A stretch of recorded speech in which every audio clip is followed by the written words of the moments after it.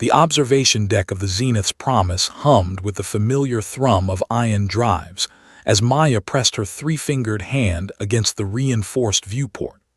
Below, the jungle moon of Kepler 442f stretched endlessly, its crimson canopy pierced by bioluminescent towers that pulsed in the eternal twilight. "You shouldn't go down there," she said, her translator implant rendering her clicks and whistles into standard. "The ecosystem analysis shows 37 apex predators within a 5-kilometer radius of the landing zone."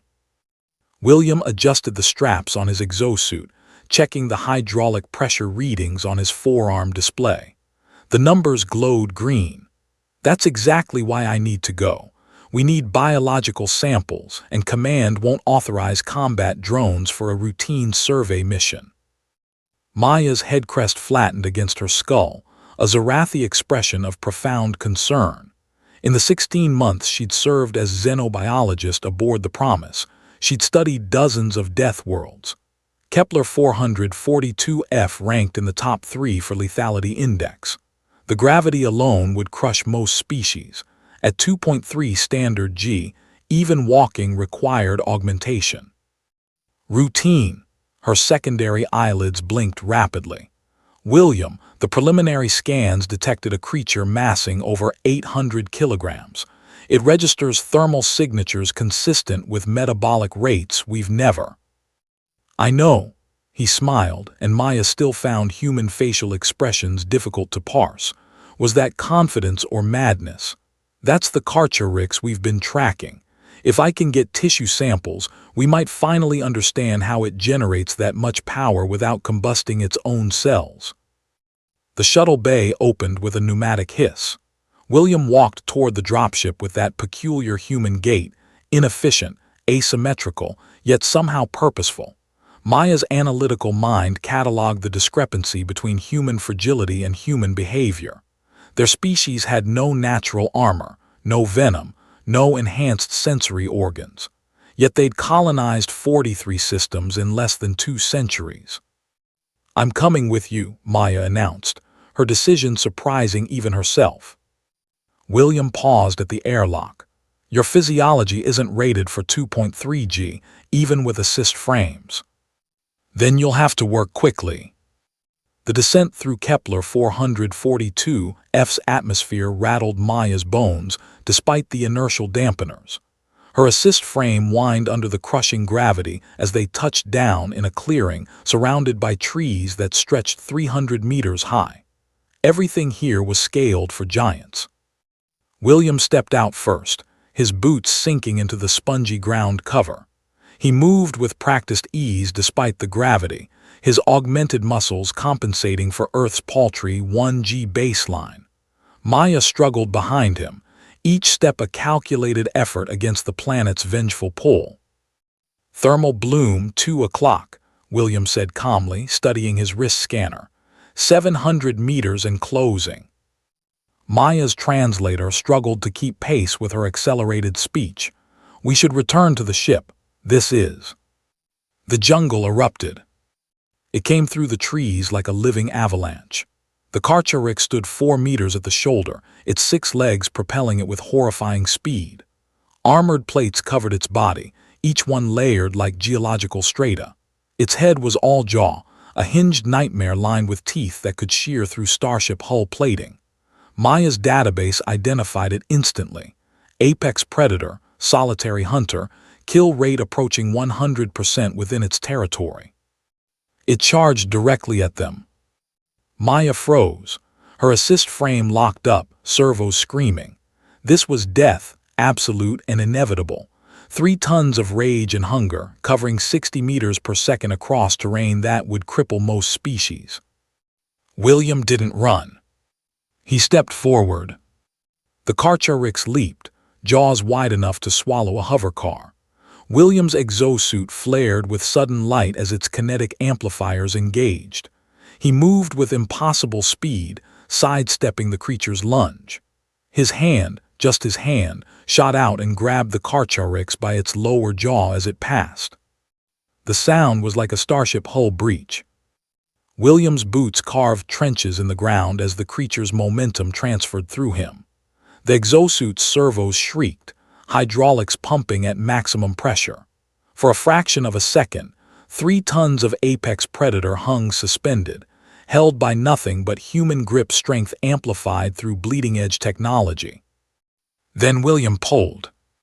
Maya's scientific mind recorded everything with horrified precision. The Carcharyx's jaw separated from its skull with a wet crack that echoed through the jungle. William held the torn mandible in his hand, still warm, still dripping.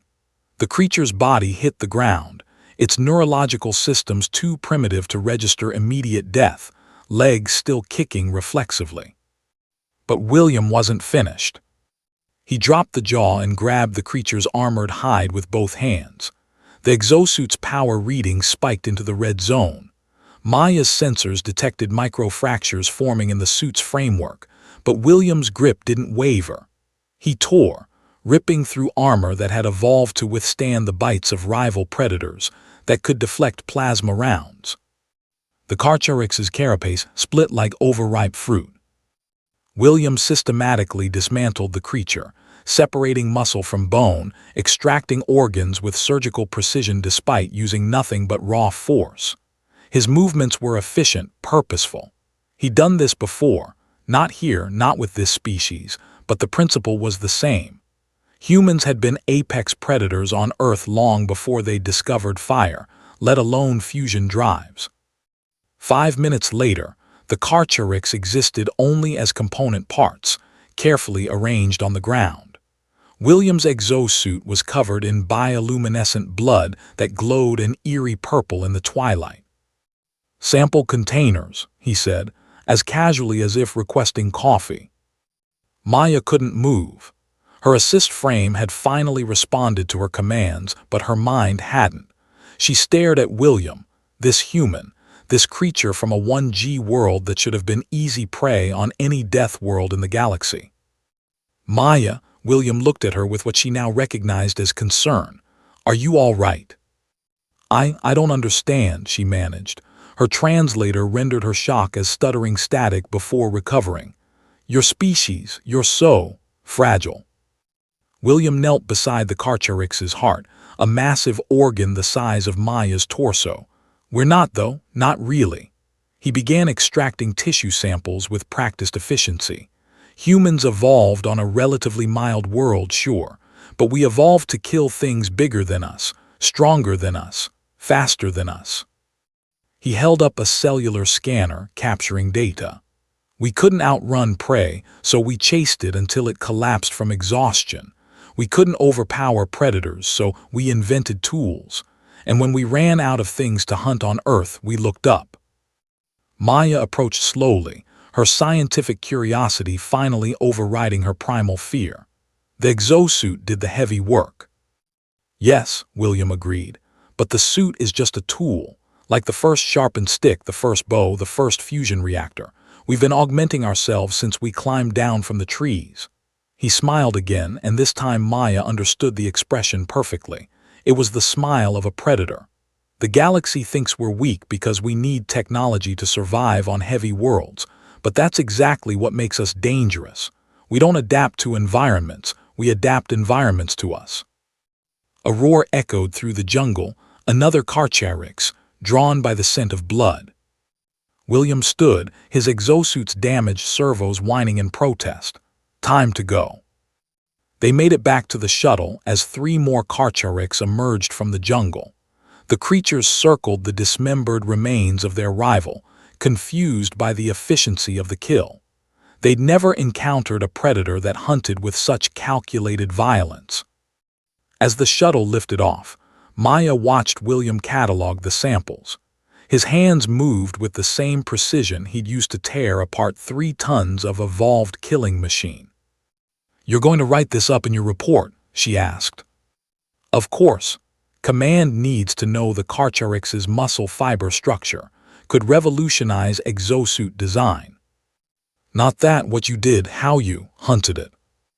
William shrugged, a gesture Maya had learned meant casual dismissal. "I collected samples from a dangerous organism, standard survey protocol. But Maya understood now. She'd read the human histories, the wars, the extinctions, the relentless expansion. She dismissed it as cultural bravado, species propaganda, but she'd witnessed the truth. Humans weren't dangerous because they were strong. They were dangerous because they refused to accept limitations. They saw obstacles and invented solutions. They encountered apex predators and became something worse. As the Zenith's promise received them back into its docking bay, Maya filed her own report. It would never see official circulation. Command wouldn't understand what she'd witnessed. But she needed to document it for her own people, for the galaxy. Note: humans should not be classified as prey species. Revision to Threat Assessment Scale recommended. Despite biological limitations, humans demonstrate apex predator behavior patterns when equipped with technology. Suggest extreme caution when evaluating human fragility. They are not weak. They are simply patient. Below her notes, she attached the video footage.